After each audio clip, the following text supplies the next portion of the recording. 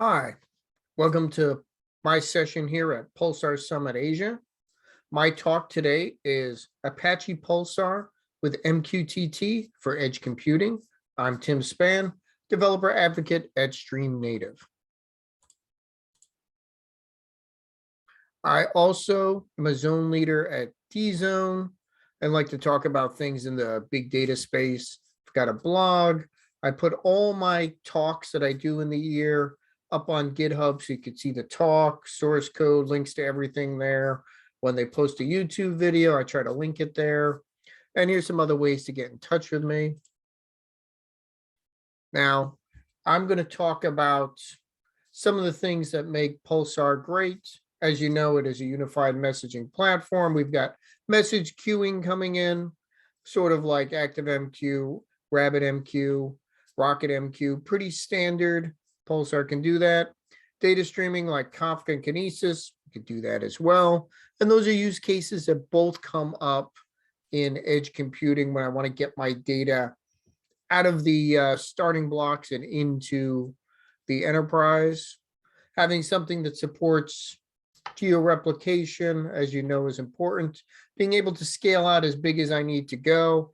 Being able to embed processing in Pulsar is really helpful. Whether I'm running that in a pretty big edge gateway or in some cluster that I've geo-replicated to, whether that's in a local data center, in various availability zones, in different types of clouds, having those functions be able to run when events come in gives me that other level of processing power. Very important. Having tiered persistent storage so I don't have to worry about adding more brokers when I'm getting low on space. Being able to store things affordably at incredible scale. That persistent tiered storage is very powerful. Having connectors so I don't have to write every single sync, don't have to write a consumer that's just going to store it somewhere.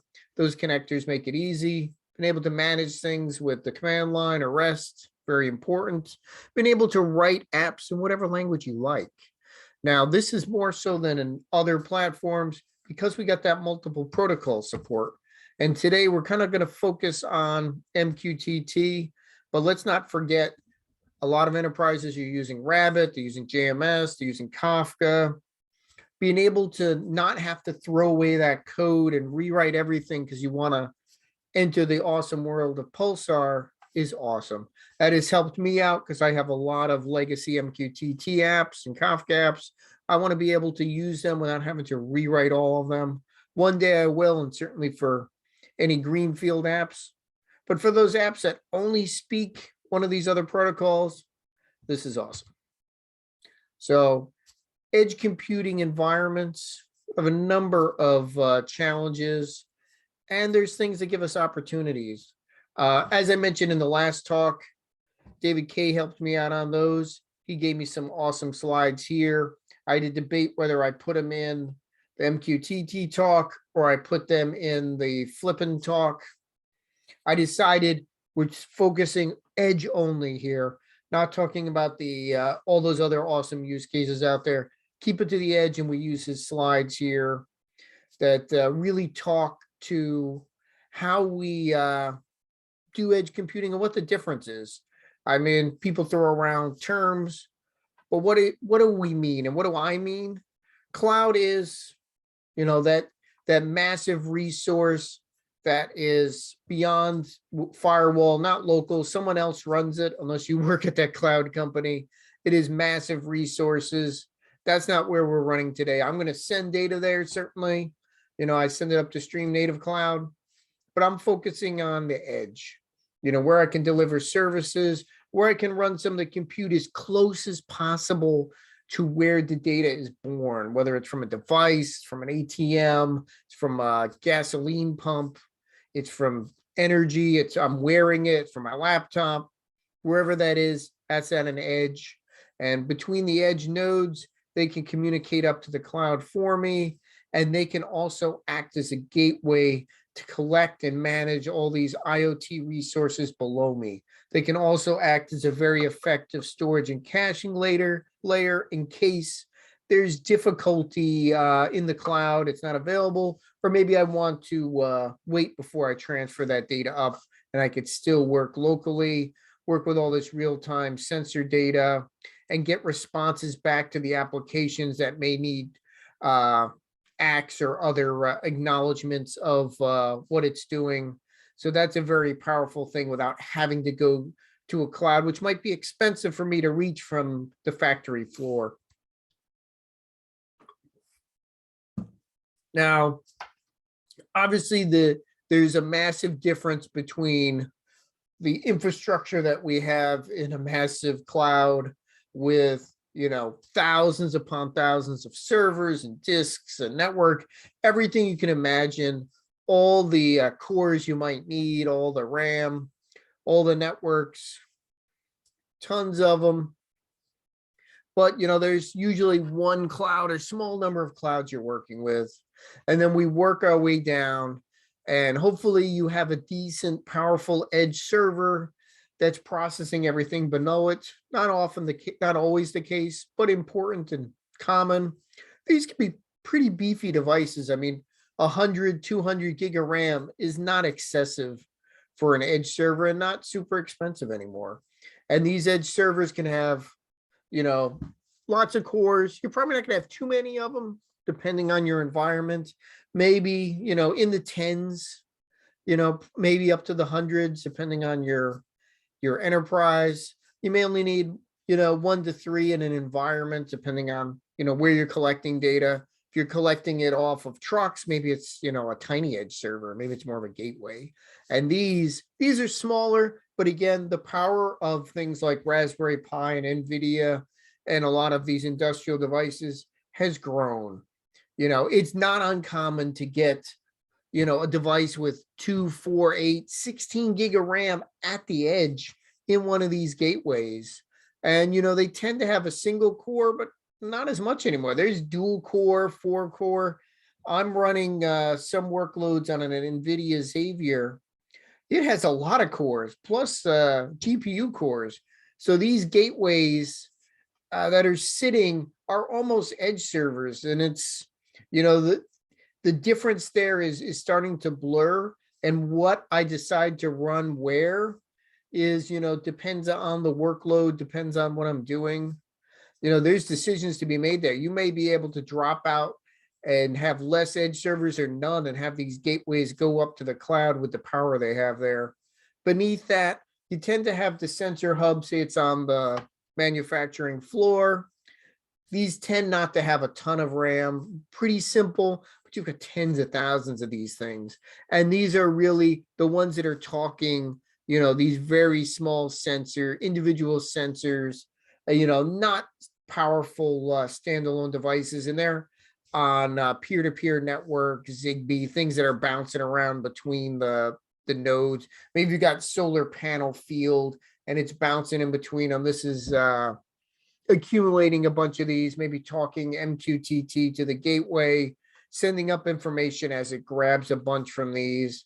And then you may have the tiny, tiny sensors. I'm looking at my desk if I even have one sitting here. This is even too powerful for that. This is more of a sensor hub, one of these little sticks. But you get down to the place where the amount of RAM is bytes or a K, and it just gets a value, can send it over some kind of local network or a hard wire to one of these hubs that does the sending up. These could be massive amounts.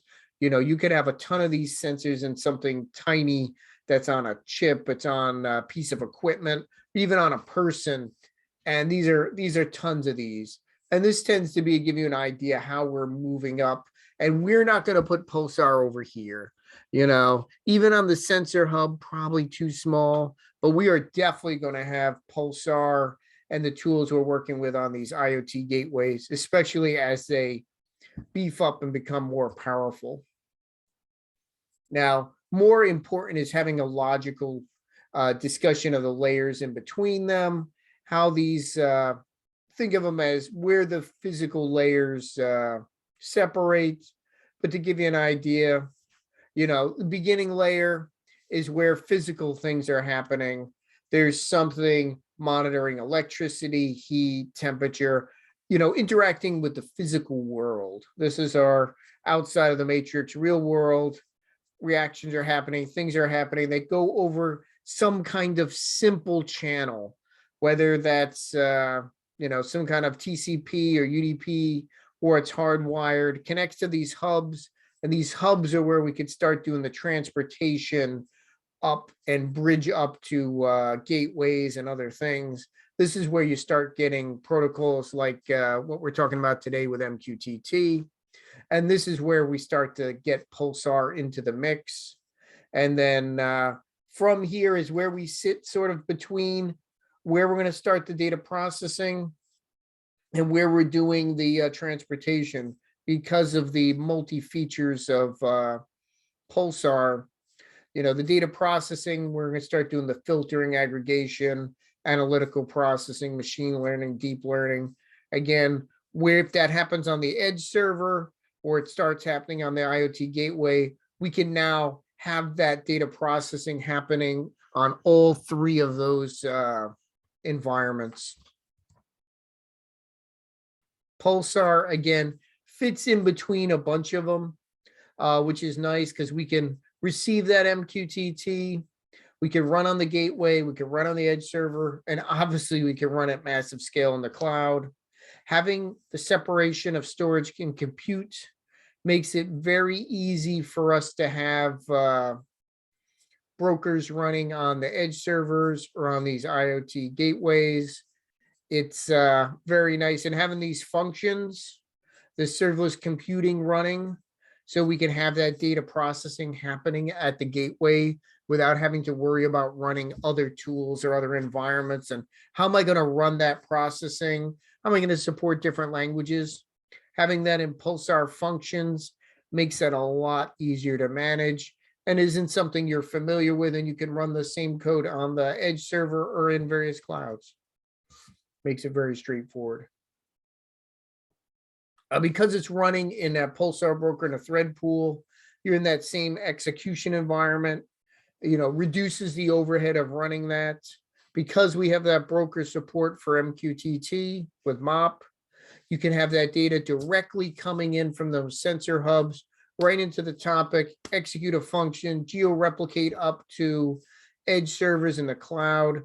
Makes it very easy for you not have to worry about writing custom IoT gateways or processing layers everywhere. This is the same thing you could use for any use case.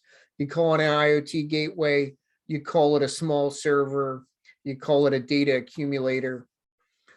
It just matters the use case. That is the great feature of Pulsar. Swap out MQTT for JMS, and this is in your local enterprise pulling from small databases, it's small SQL servers or whatever that might be, small apps communicating JMS, same idea.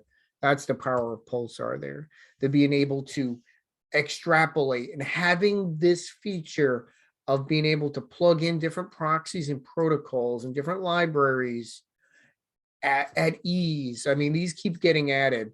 MOP is really cool, and I love calling it MOP. But if you look, when I send the message MQTT, I don't have to read it MQTT. Once it's in the Pulsar cluster, you'll see with NiFi, I just pull it as a regular Pulsar consumer, or it just directly goes to a sync. I don't have to think about MQTT anymore. It is just data in a topic, set up in a tenant and a namespace, part of my cluster. Anybody can use it. It can be geo-replicated just as other data, can be tiered out to persistent storage. Doesn't matter, which is pretty awesome.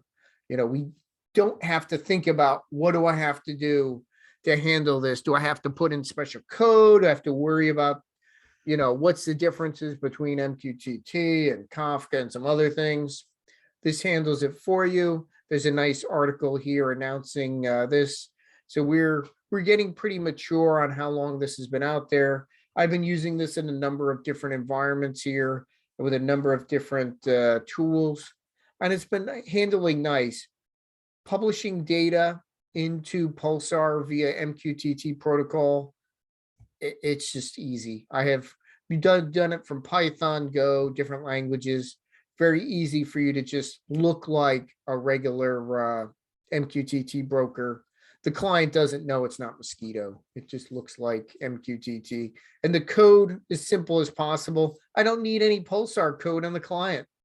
This is great. I had something that was calling MQTT already. I was just using the Paho client in my Python code. I just connect to a different cluster. Same port I've always used. The topic names are a little different. Obviously, that looks like Pulsar. Doesn't matter to MQTT. Just pass that data along very easily. I did this at the InfluxDB conference. InfluxDB is a really nice thing interacting with MQTT style IoT data. So it makes it a natural fit for us. Get that MQTT data, get it through Pulsar, do some processing with some functions, send that on, drop it into Influx. Pretty straightforward. Couldn't be easier to configure this. I set this up on a standalone on a couple devices in Docker, Kubernetes. Pretty straightforward to do this. You set up a listener, advertised address, you know about that. You drop the your download of the mop binary over in the protocols directory, and you're set to go. Make sure you have permissions, test it out. Pretty easy. Now, how do I consume this data if I want to consume it with, say, Java, which, you know, is a pretty easy language. Most of us know it. Got a link to some example code out there, some different ways to interact with this. This one is something I like to do is always have a unique ID. It's a good idea. I use that as a key. Put the key in there, put the value in there, send. The reason why I'm doing it this way is I want a schema. I want that schema. This case is JSON. It could be Avro, it could be protobuf. I want a schema when I send this data. It's very helpful for IoT data. MQTT in, clean it up, make sure I have that schema in the Pulsar schema registry using just a Java class to do that. Or I could use Avro to build it. This is very helpful. So once I have it, I have a schema. So I can do it with Pulsar SQL. I can do it with Flink SQL. It makes me have a contract for the data. Very helpful in IoT where things aren't always what you think they're going to be. It's nice for you to control what this data is, have that golden copy of it, know what you expect to have there, version it as you need to. Very helpful. Because we made that decision, which was a good one, I can now use Pulsar SQL to query it. And you saw how easy it is to query it. I've got everything in my tenants and namespaces, have all my tables, topics there. Really easy for writing those apps. Pulsar SQL, if you haven't used it, really need to try it. I talked about this at the Trino conference. They're very excited. This is a great way to look at your data in your topics, and it's just easy. You don't have to worry about, well, is it stored in bookkeeper node? Is it stored in tiered storage? Just does it for you. Very nice, and it runs fast. I'm very happy with the performance there. It's been great. I have no fear using that for dashboards or wherever I'm going to use it in. I'm running a client on my computer to query it. It's perfectly fast. I tend to write end-to-end streaming apps for MQTT. Usually Flink will come in there as part of this. NiFi might, you know, where I'm going to store it. Lots of different options. Again, doesn't matter. It came from MQTT, but it's important I've got that mop in there so I can get that IoT data very straightforward, very easily. Sometimes it's just event messages and, you know, maybe it's going to different stores. Not a big deal here. MQTT from Python, really straightforward, easy to do. I've got a link to a number of articles using different devices. So as a developer, you want to start learning, how can I do MQTT? How can I do edge programming, you know, without learning 50,000 new things? Got a lot of examples out there. Very easy to do this with Pulsar, not complex. Jetson is a really cool device to play with. Very easy to do this. if you want to get started really easily and you don't want to set up Pulsar cluster, go over to Stream Native. There's should be a code floating around to get yourself some free trial time, or use it as one of the labs in the Stream Native Academy. Build yourself a topic, then you can start using it with whatever app you have. As a simple way to build an app without having to use a custom scheduler. For demos, I like to just use a bash script. Pretty straightforward. Do a loop, get a date, you grab some data, run it through Python, and just stream that data up. We have training available, very easy to use. Do it on your own schedule. You don't have to worry about waiting for when trainers are available, though I highly recommend if you can get into one of our instructor-led classes. They are pretty awesome, whether it's Addison, there's David, eventually it'll be me, and we also have some new trainers coming on. If you're looking to be a trainer, we're looking for some too, looking for engineers all over the world. So join us. We've got cool jackets, and we're doing some cool stuff with Pulsar. All the different conferences we have. Come stay in touch with me. We have a lot going on. We've got some cool features we're working on. It'd be great if you, whoa, we got one more slide here. I have a weekly newsletter I've been doing, talk about Pulsar, NiFi, Spark, Flink, various open source tools. They usually have some examples in there, different videos, and different custom utilities I found that I thought were useful, because sometimes they are. Okay, enough about slides. I think everyone's seen enough slides at this point. Let's try to get to some demos. So I've got Pulsar SQL up because I want to take a look at some of our data out here. Let's take a look at one of these tables here. We're going to take a look at, we could do the IoT Jets and JSON one, which is perhaps the worst named table that anyone's ever created. Sorry about that. I don't know what I was thinking. It's very literally what it is, but not very, doesn't roll off the tongue. It's IoT data from a Jetson device in JSON format. Here's the fields. This is why I picked the schema. You can get all the fields, you get the types, you get the nullable. Not difficult to do. We could have put the schema in there, but just creating a Java class made it easier. And we've got what's nice, I like with Pulsar SQL here, I've got those meta fields for there. What was that key I put in there? What was the event time, partition, all that sort of metadata that helps out. And it's very easy for me to query this data. This is, so easy to do the maxes, see what's going on with my data, not have to be, not have to look at it in some complex way, not have to worry about how long it takes to run these things. Really, really easy here. I'm impressed with the power that we have here. It's very easy to write whatever you need to do here. Just wanted to show that off real quick. Now, I have data being created in a couple of different ways.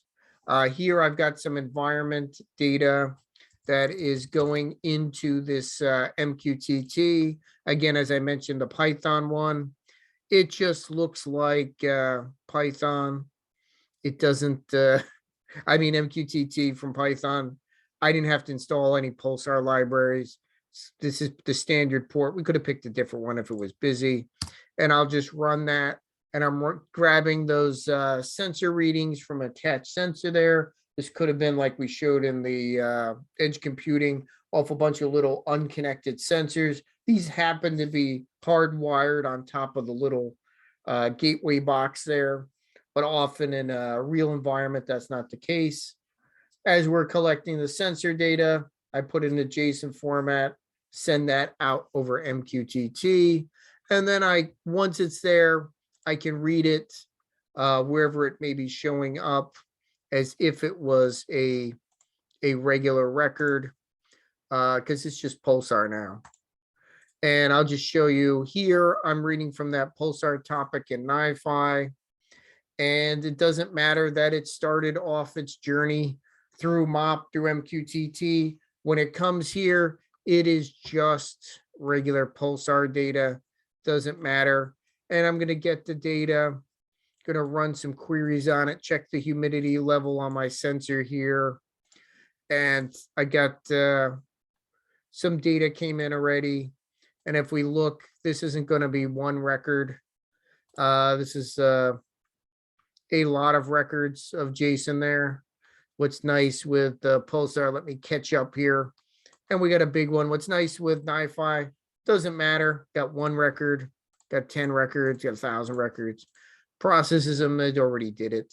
Reads in JSON, output JSON. I could decide to make it Avro, something else. Here I ran a little query on it, looking at some of the fields.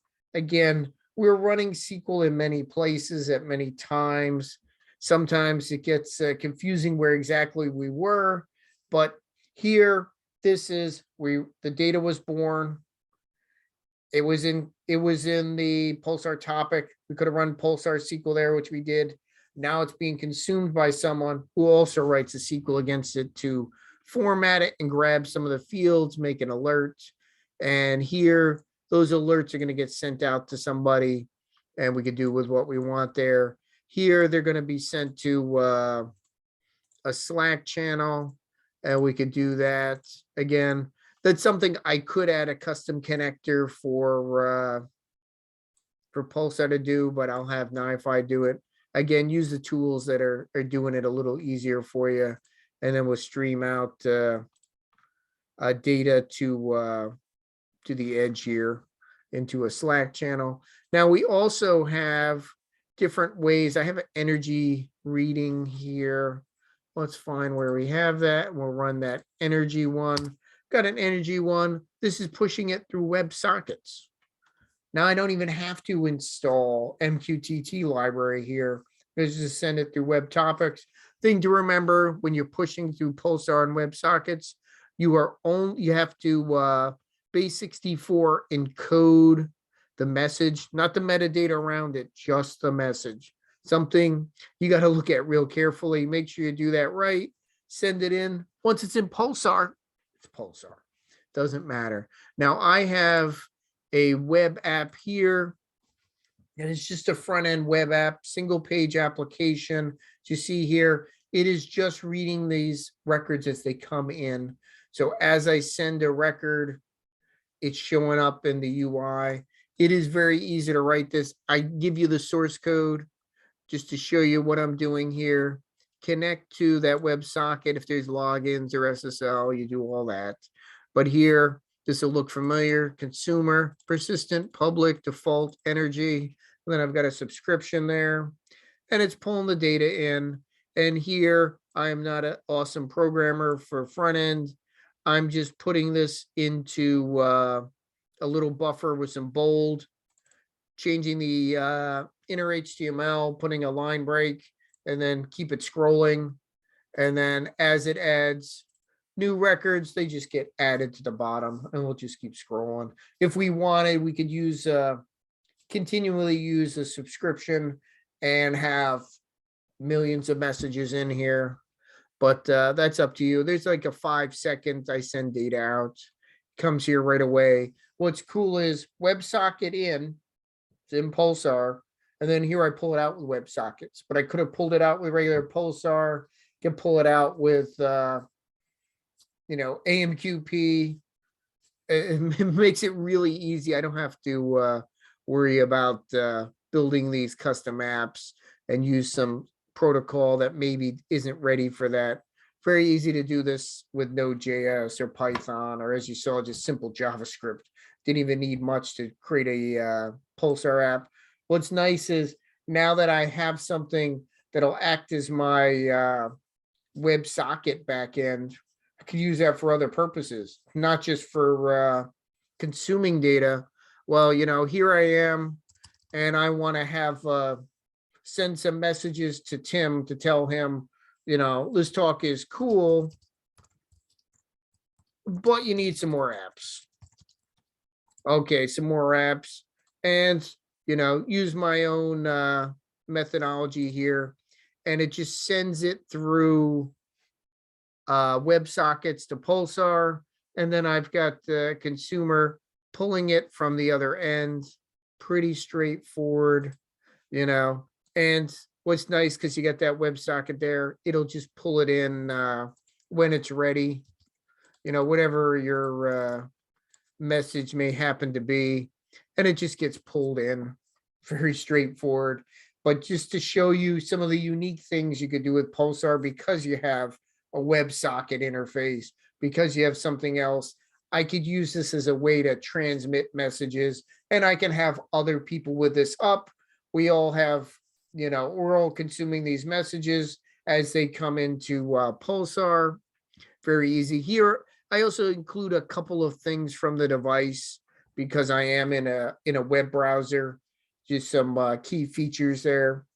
But again, that's up to you what you want to do with WebSockets. Lots of different options there, but just shows you the power, how easy it is to write front ends against Pulsar without having to be do anything magic. But this will also let you pull it into a Jupyter notebook. Sometimes you're worried, is there a Pulsar driver for that or library? Just use WebSockets or use MQTT. there's so much flexibility here. It's really amazing. I'm very happy to work with all the cool stuff in Pulsar. I hope you enjoyed my talk.